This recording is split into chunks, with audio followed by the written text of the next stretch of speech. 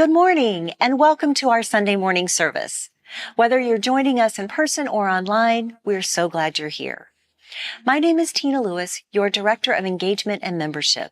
And this morning, I'm excited to invite you to participate in one of our Fall Pathway to Membership classes if you're someone who's been moved by your experiences with us and would like to join the community as a member. Please contact me at tlewis@unitytemple.org for more information. As always, our Membership and Engagement Committee members and I are here to help you connect with our congregation in meaningful and fun ways, whether you are new or have been participating for some time. Please stop by the welcome table in the foyer after service or fill out a visitor form on our website at www.unitytemple.org, and we'll be in touch with you soon. We hope you enjoy the service and will come again.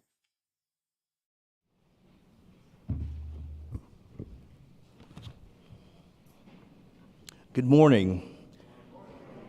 I love that response. My name is Michael Weeks, and my pronouns are he, him, his, and I serve on your Board of Trustees. It is my pleasure to welcome you here this morning. While masks are no longer required, we do still recommend them as a way to protect each other. If you're here for the first time, thank you for joining us. We look forward to getting to know you. We invite everyone present in the sanctuary today to join our in-person community time immediately following the service. Secondary housekeeping note, we're experiencing some issues with our email service, so if new technology, new glitches. If you haven't received a response to an email, please be patient. We are addressing the issue. Each week, we remind ourselves of our congregation's core values: connection, transformation, justice, and acceptance. Our mission is to embody these core values in our daily lives by welcoming all, inspiring compassion, nurturing wonder, and serving community. As part of our living values, we acknowledge that Unity Temple sits on unceded land that has been inhabited and sustained by Native Americans for millennia and into the present. This area is homelands of the Ojibwe, Odawa, and Potawatomi nations. Many other tribes, such as the Miami, Ho-Chunk, Menominee, Sac, and Fox, also call this area home. Today, the Chicago area has the third largest population of urbanized Native Americans in the United States because during the mid-20th century, this was a major site for government efforts to move people from tribal lands into cities. We make this acknowledgement as a way to show respect and as a step towards correcting the stories and practices that erase Indigenous peoples' history and culture. We are so glad that you are with us today. We hope you find the service inspiring and meaningful. This is my favorite part. I invite you now to take a moment to greet one another, both online and in the sanctuary.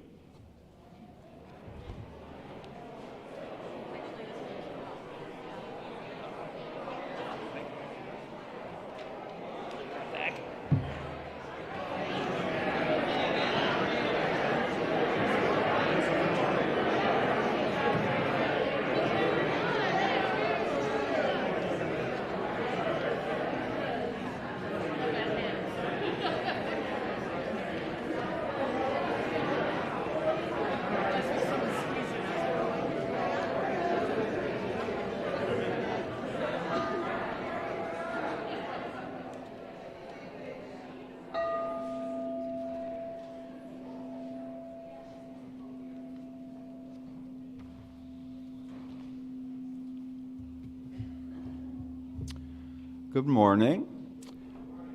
I'm Corey Anderson. I've been a member of this congregation for 14 years.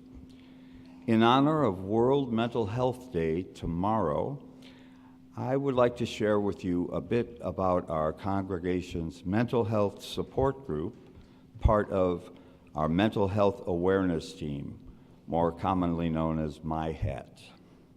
The best way to tell you what our support group is about is to share the words we read at the start of every meeting. Welcome to the MyHat Small Group Ministry. We are a support group for people who deal with issues of mental health in themselves and or loved ones. We're not here to fix, save, or advise each other. While several of us facilitate, there is no leader.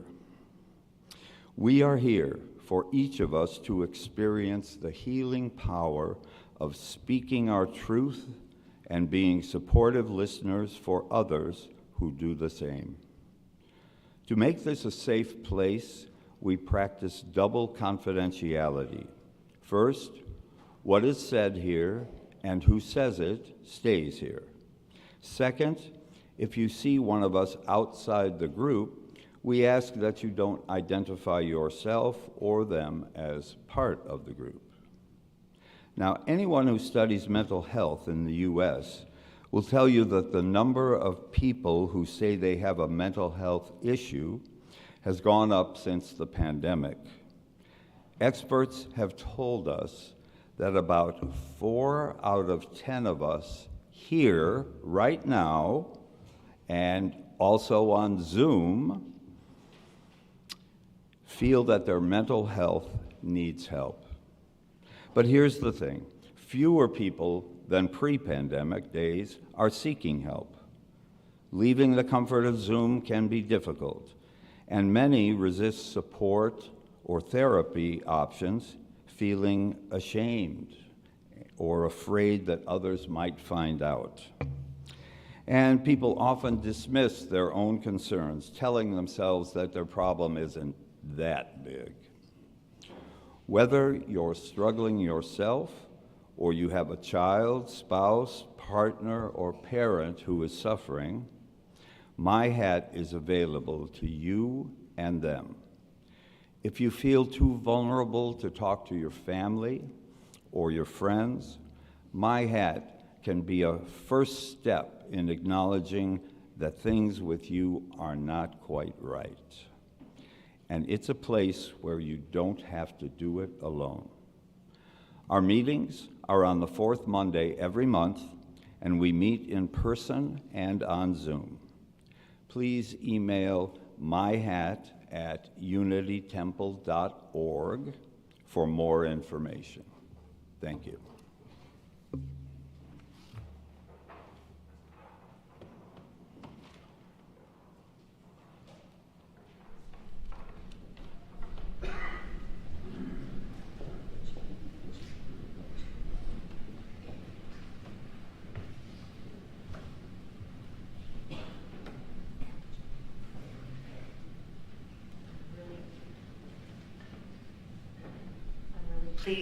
I'm really pleased to announce that today is the first rehearsal of the 2022 Fall Chalice Singers.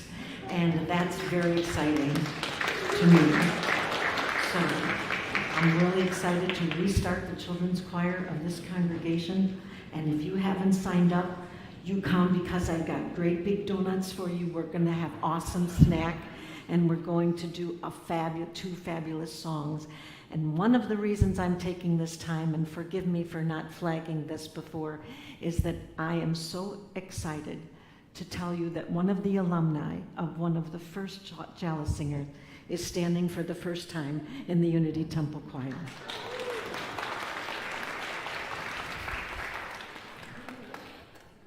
This morning's selection for opening music is Give Me Birds at the Dawning, that was written by a Native American woman.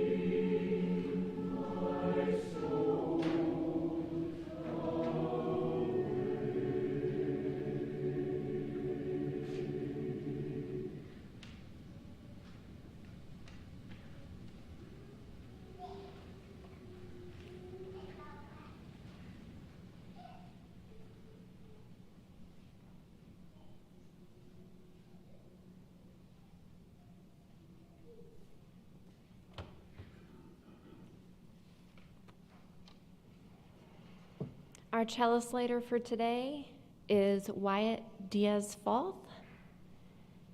He is 9 years old, but he is about to be 10. And he really, really loves Minecraft.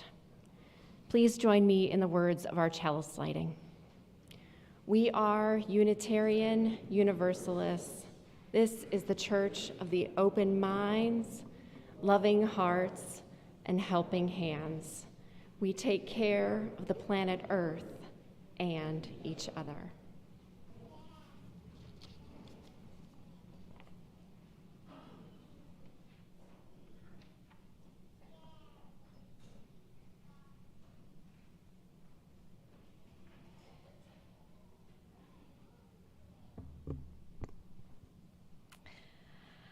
Our opening words this morning are adapted from those by Leslie Takahashi.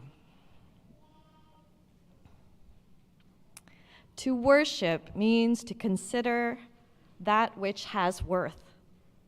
Today, we consider with gratitude the many gifts of this community.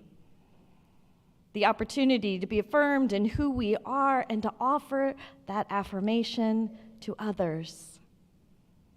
The chance to show up together to help remake the world in the ideal of justice. The freedom to choose one's own path to truth and learn from the paths of others. Regular reminders that we must see our world through a lens of love. And the aspiration to consider all life as precious, for if all of it is made of stardust, how can it not be wondrous? This morning, let's welcome all of these gifts with gratitude, for they have been paid for with many currencies. The blood of the martyrs who died so that we can be free in our religion. The sweat of those who persisted in justice's name against hostility and adversity. The tears of those who struggled to build better lives for those in this life. The questions of our children as they understand the world anew and offer their understanding to us as a fresh lens. The dollars and cents of those who gave what they could and then stretched a little bit more. And the infinite small acts that make the parts greater than the whole, done by those who knew themselves to be in sympathy with our purposes. Today, we consider with gratitude and humility what it means to pay forward what has been paid forward for us. Whoever you are, wherever you are on your life's journey and wherever you are in the world, you are welcome here. Come, let us worship together.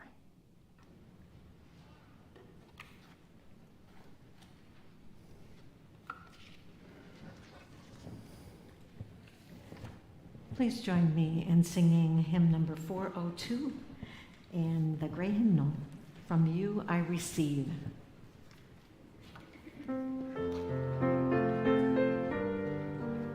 Stand, please stand. Thank you.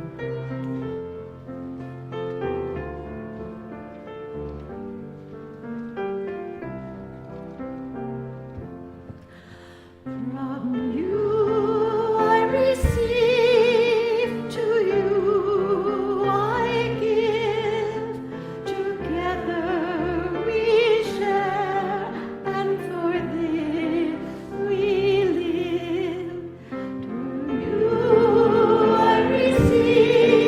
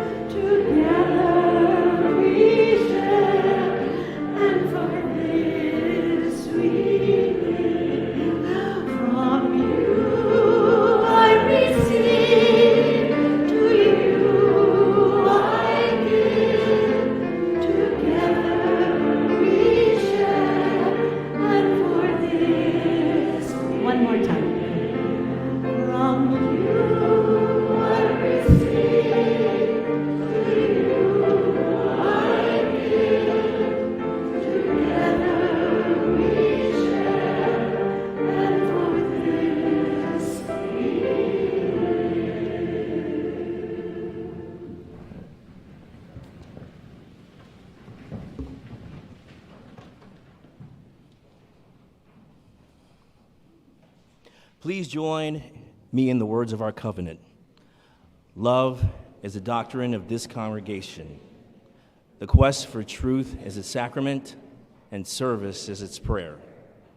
To dwell together in peace, to seek knowledge and freedom, to serve humanity in fellowship, to the end that all souls shall grow into harmony with the divine. Thus do we covenant with each other and with God.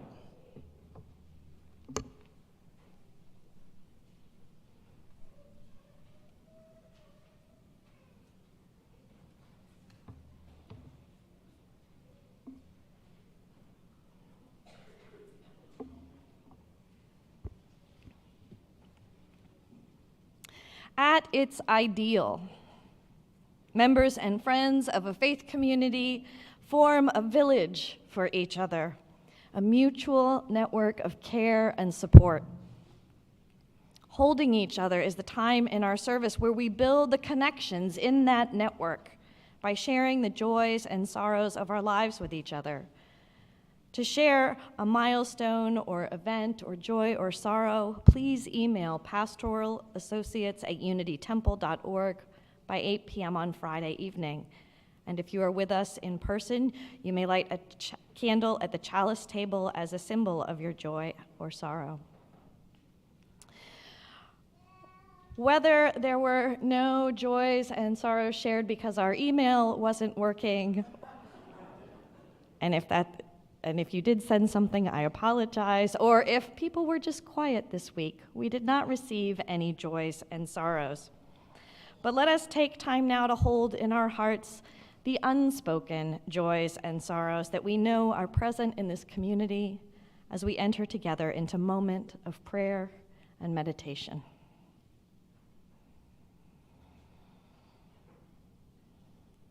We come this morning with different hopes and dreams, different joys and sorrows. Some of us come exhausted in body or in spirit, having traveled far and long to get here. Some of us come exhausted in heart, having struggled against the spirits of oppression for what feels like far too long. We seek reconnection with others who might support us, welcome us, challenge us, and remind us that we are lovable and that we are loved. And some of us come with celebration, with joy unbounded, and don't know how to share it. As we come together, we each have our own ways of connecting with the spirit of life and love. We may meditate on our breath as we breathe in and out. We may recite well-worn words and phrases, poetry or scripture that we learned when we were younger and that comfort us still. We may listen to the still, small voice deep inside, or we may talk to the divine as though it were a dear friend. Let us take this time now in gathered silence to join the spirit of prayer or meditation in whatever way feels right to you as we breathe together in community.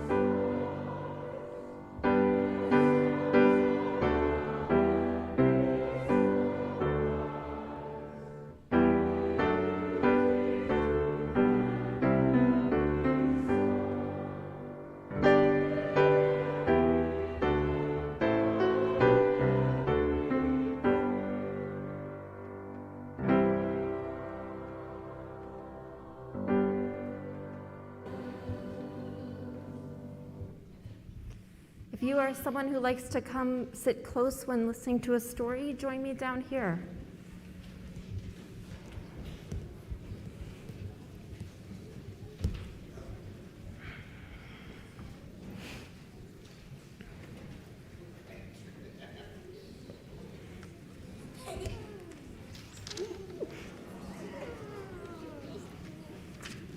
Good morning.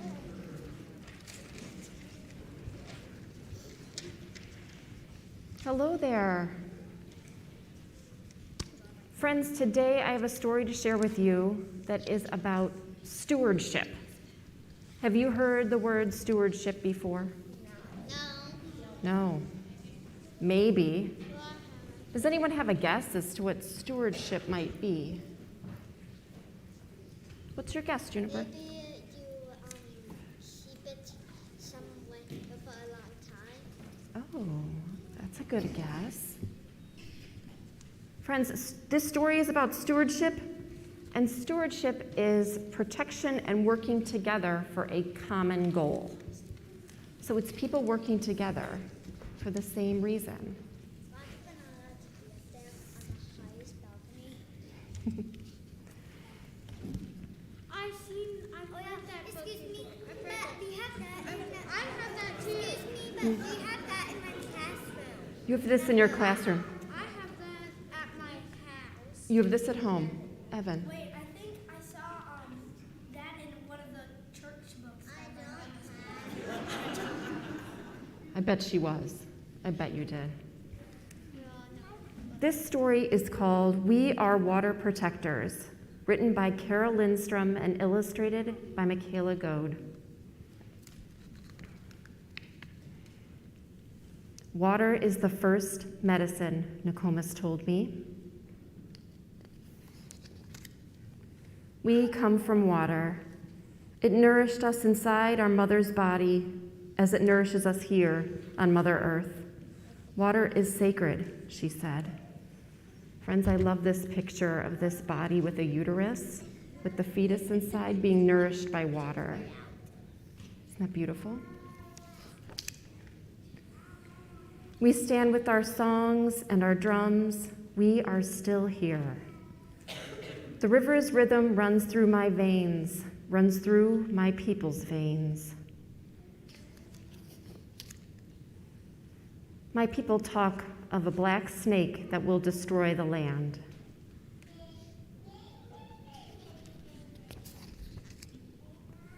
Spoil the water, poison plants and animals, wreck everything in its path.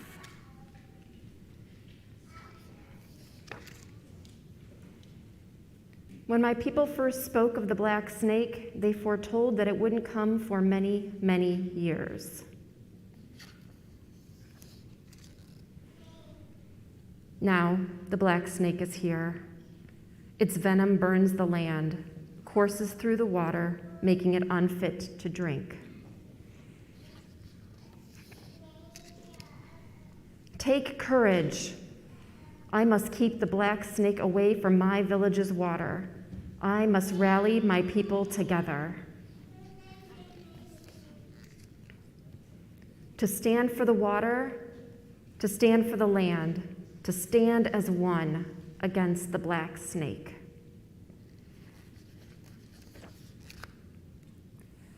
We stand with our songs and our drums. We are still here. It will not be easy. We fight for those who cannot fight for themselves, the winged ones, the crawling ones, the four-legged, the two-legged, the plants, trees, rivers, lakes, the earth. We are all related.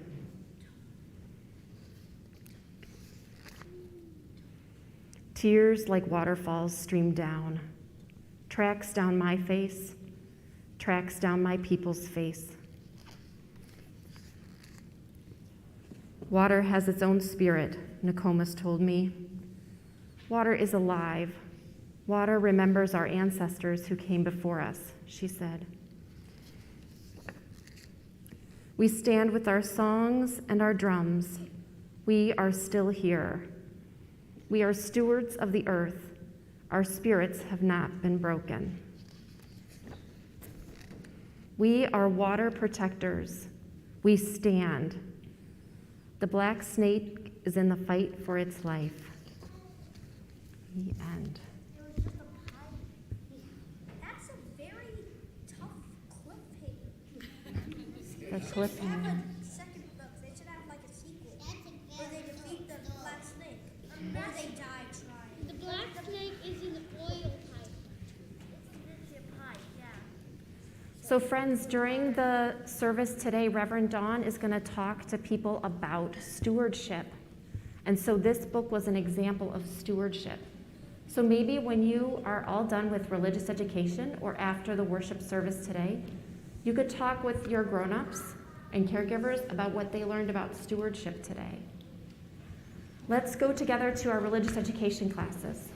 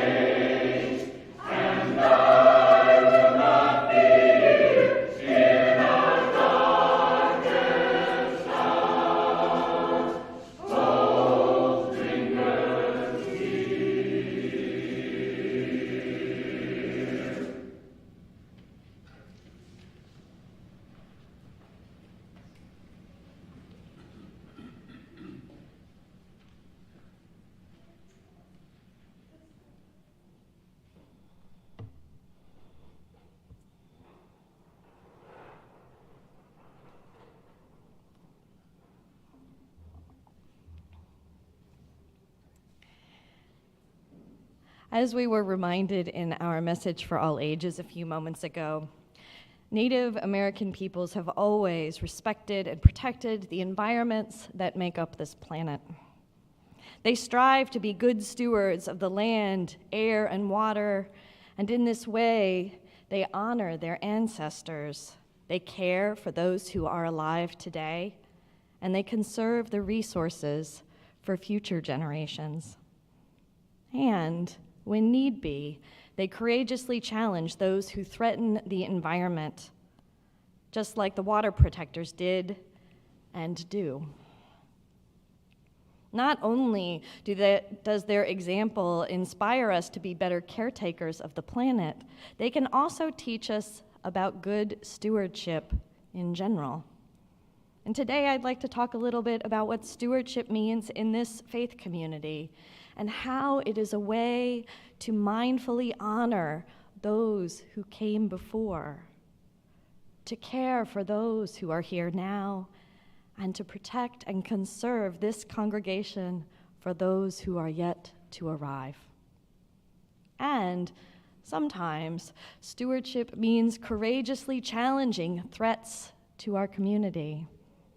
In our darkest hour, hope lingers on. But first, a little more background on what I mean by stewardship. In a faith community, one often defines stewardship as how we use the gifts that God has given us to do the things that God calls us to do or be. Or, if that theological language doesn't work for you, how we use our resources, physical, human, financial, to live into our mission and our vision. While stewardship includes the annual fund drive, and yes, you'll hear more on that in just a minute, it is a much larger concept than just that. It is about how we use all of the resources and gifts in this congregation to live into, to incarnate or embody the mission of this congregation. Stewardship includes how people contribute their time, their talents, and their treasure in order to do the things that we are called to do. In this way, stewardship is an aspect of shared ministry.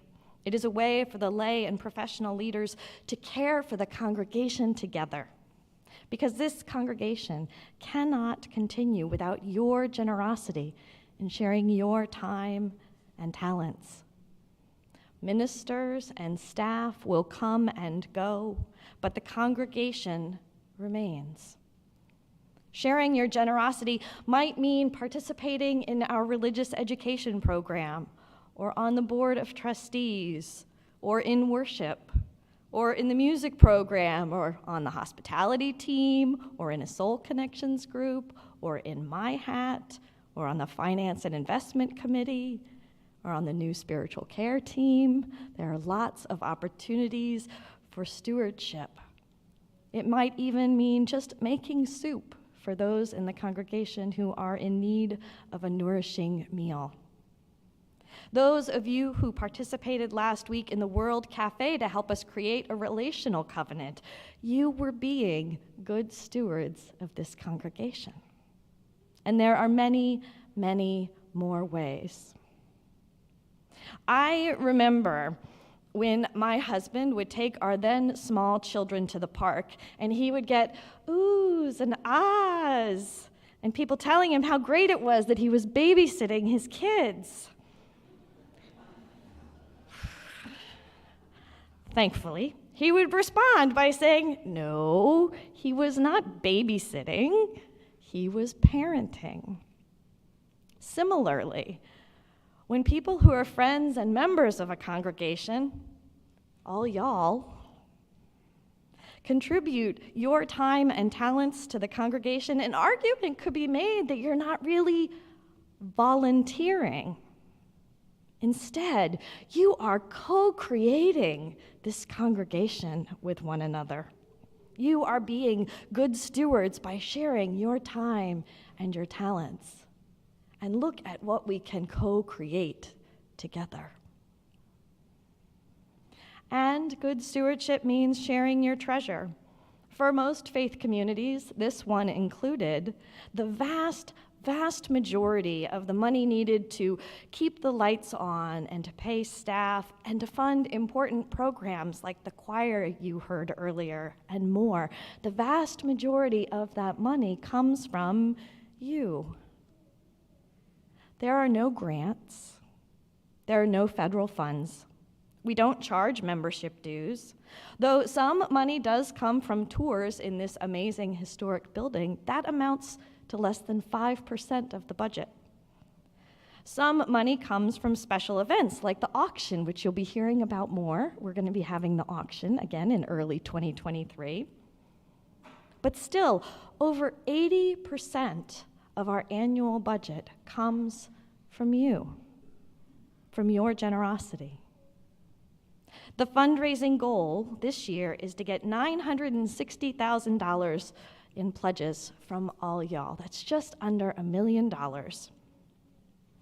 If that goal isn't reached, then there will be cuts. And if that goal is exceeded, if that goal is exceeded, just imagine what we can do together. One of the ways we clergy often talk about appropriate financial stewardship is to talk about a tithe. In Christian congregations, a tithe is understood to be 10% of your income. But in Unitarian Universalist congregations, we ask for 5%. In case you are wondering about whether this invitation to give 5% is excessive, perhaps worrying that there are surely those who can't afford to give at such a level, the Reverend Vale Weller points out that studies show that it is low-income working families that are the most generous group in America, giving away about 4.5% of their income on average.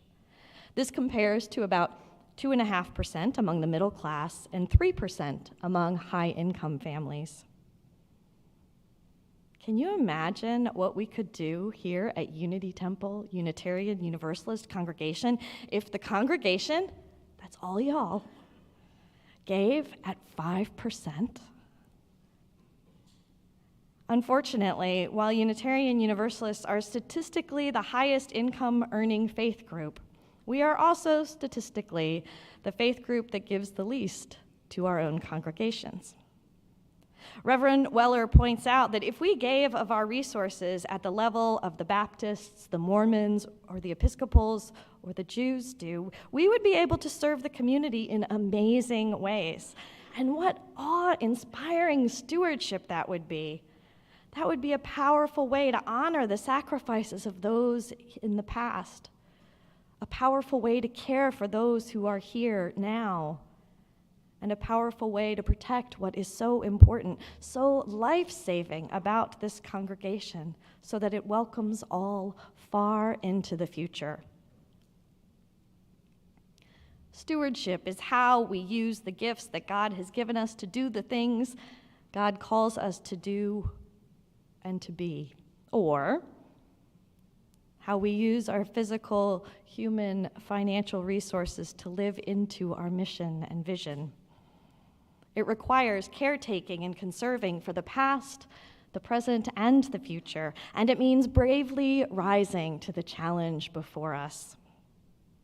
I know that our faith saves lives. I know that because our faith tells everyone that you are lovable and that you are loved. And like you, all y'all, I want this congregation to keep saving lives well into the future. To ensure this future, we want to be a congregation of stewards who understand that the church needs our strong support in order to fulfill our shared mission. As stewards, we are caretakers of this institution for a future that we will never see, just as our ancestors had the vision to build and strengthen a congregation that we now benefit from. And so I invite you to consider your own stewardship. How are you participating in co-creating this congregation? How do you share your time, How do you share your talents?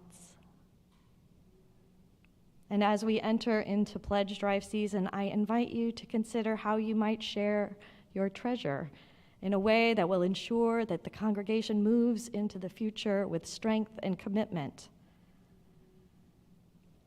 Together we share, we sang a few moments ago, and from this we live. Our faith and this congregation nourishes us, saves lives, and is sacred.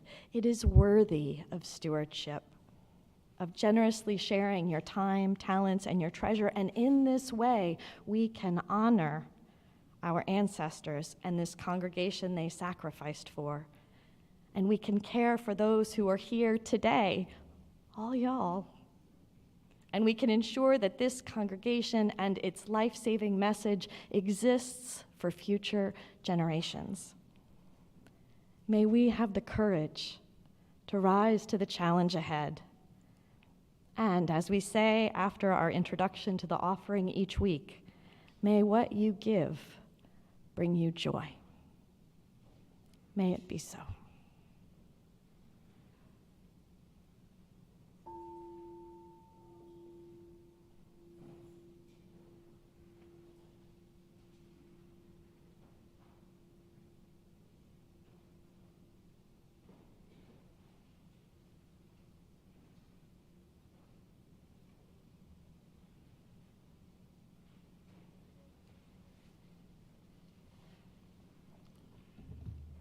Good morning. A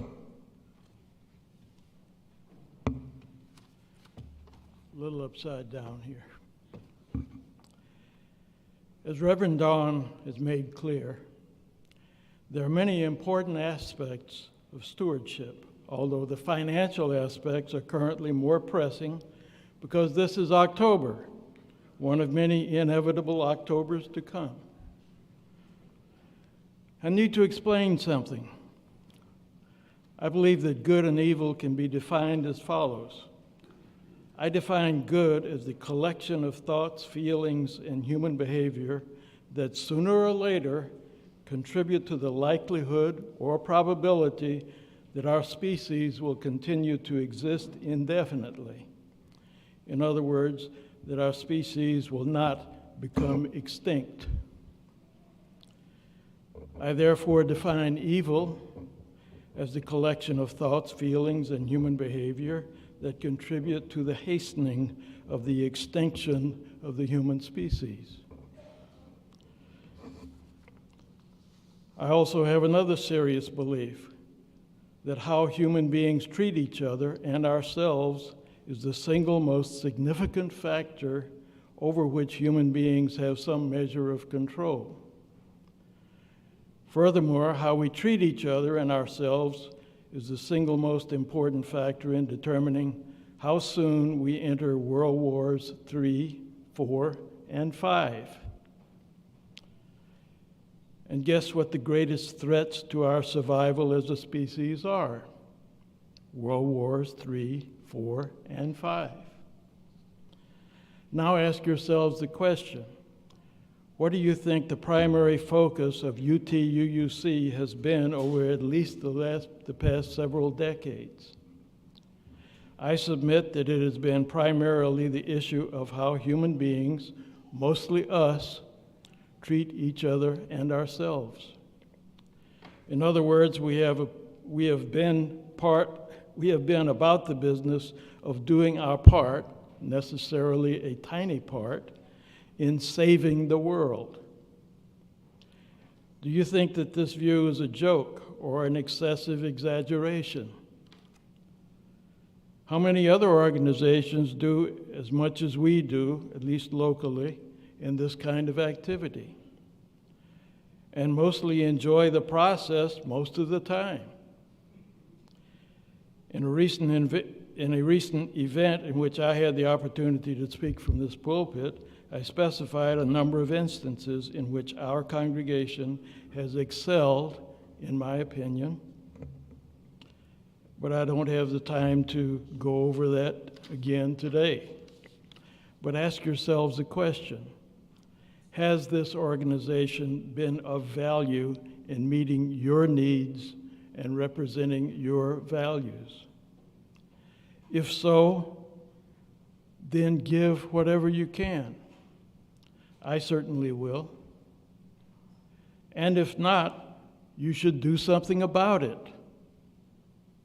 One way is to seek out another organization that can better meet your needs. Another, perhaps better way is to join in becoming a part of the solution. The act of stewardship is helping to make improvements to our organization.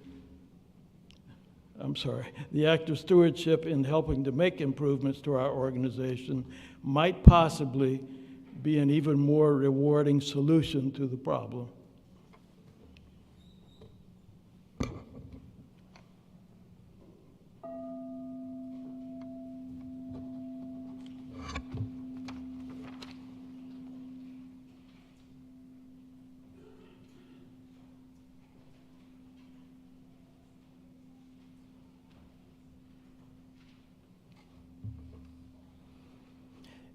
Each week, Unity Temple gives our Sunday offering to an organization that aligns with our Unitarian Universalist values and is committed to bringing justice to the world. This week, our offering will go to PASO, West Suburban Action Project, a social justice organization doing immigration, healthcare, and tenant justice work in our western suburbs. You may donate through PASO's website, www.pasoaction.org, by sending a check to Unity Temple with PASO in the memo line, or by using the camera on your phone to scan the QR code on the screen. You'll figure it out. If you're sitting in the back rows, you will find baskets under the pews. Please pass the baskets, and someone will be at the back of the main floor to collect all the baskets. May your gift of generosity bring you joy.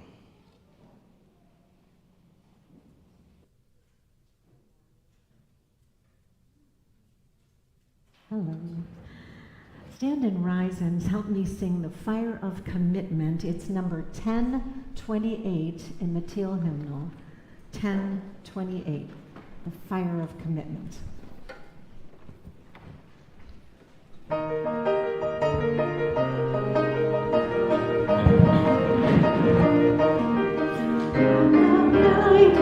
Please remember, birds of beacon, bright and clear, guiding hands and hearts and spirits into states and free will peer. When the fire of commitment sets our mind and soul ablaze, and our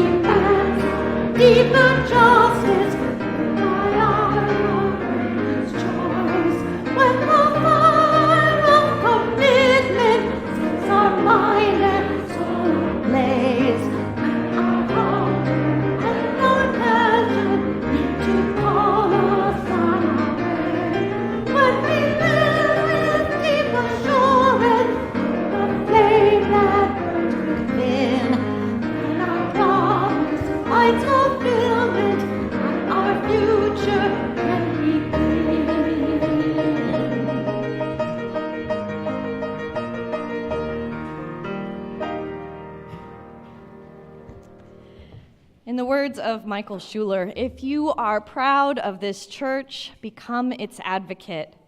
If you are concerned for its future, share its message. If its values resonate deep within you, give it a measure of your devotion. This congregation cannot survive without your faith, your confidence, and your enthusiasm. Its destiny, the larger hope, rests in your hands.